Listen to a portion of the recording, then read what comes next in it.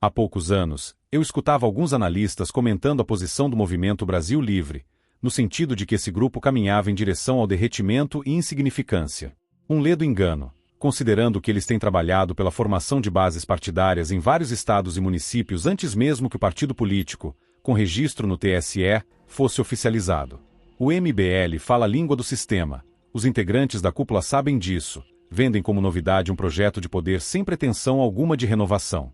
Um movimento que tem caminhado no sentido de reunir várias vertentes ideológicas dentro de si, mas sem perder a sua intenção original de fazer carreira na política e integrar-se à oligarquia de Brasília e suas extensões. Quer uma faceta libertária? O MBL oferece as cores da bandeira de Gadsden e acena aos liberais. Como se dissessem, o libertarianismo que vocês não encontram nos conservadores está aqui.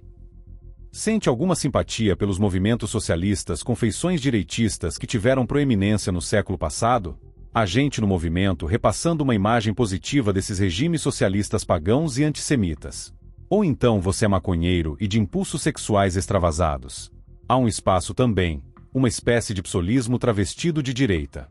O MBL apoia a legalização da maconha e agendas internacionais que tratam da sexualidade nos mesmos moldes que a esquerda, como por exemplo a questão do aborto.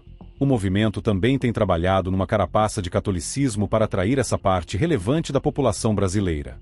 E assim vai, mantendo um estojo de discursos conforme as orelhas dos incautos. O MBL é o puro suco do oportunismo. Um dos poucos portais atentos às raízes ideológicas desse grupo tem sido o site Estudos Nacionais, forte na análise dos elementos místicos e ocultistas que permeiam as correntes atuais, que resgatam alguns traços daquelas do século passado. O movimento convidou ninguém menos que Curtis Yarvin, pseudônimo Mencius Moldug, para palestrar diante de seu público, influência das mais perversas, e não por coincidência, com fortes conexões com o dugnismo nos Estados Unidos. Yarvin é um ponto de subversão para o meio intelectual norte-americano.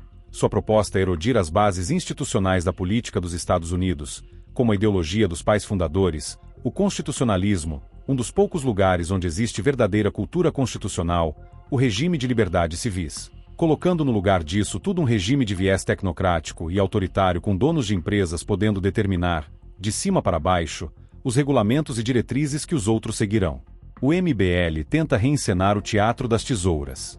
São os novos tucaninhos.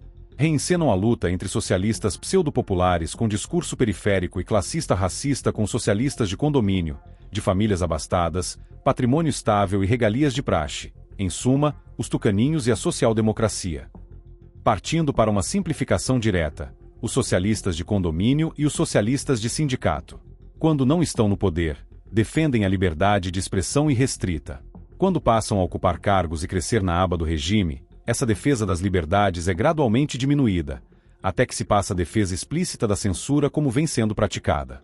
A nova geração de políticos é tão podre quanto a antecedente. O diagnóstico feito por Olavo de Carvalho sobre esse movimento dos liberais que apoiam a hipertrofia do Estado continua mais atual do que nunca.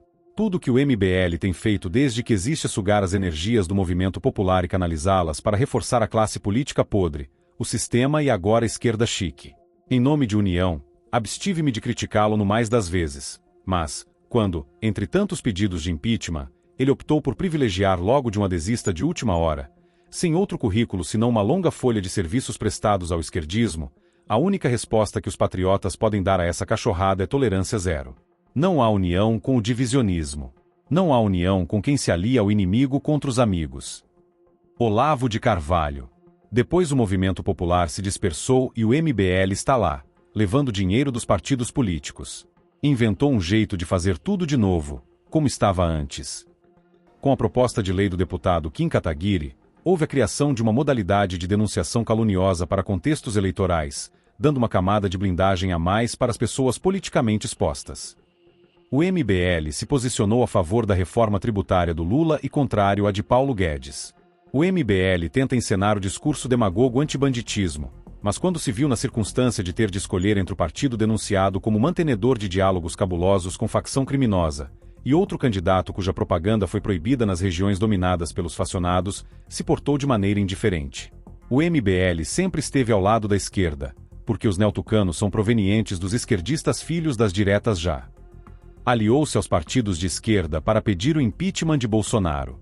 Caluniou Bolsonaro no plenário da Câmara, utilizando os clichês e jargões usuais da esquerda, mas virou cadela e se recusou a atacar Luiz Inácio, colocando Rabinho entre as pernas, desmentindo com seu comportamento aquilo que sustentava por meio de palavras o equivalentismo burro vendido aos otários.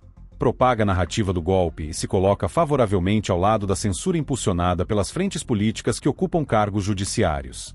Qualquer proposta ventilada no sentido de unificar o espectro político de direita precisa evitar a classificação de cavalos de Troia como direitistas, considerando que de dentro eles causam mais dano do que se estivessem de fora, com a sua natureza revolucionária exposta. Afinal de contas, não há união com o divisionismo. Não há união com quem se alia ao inimigo contra os amigos.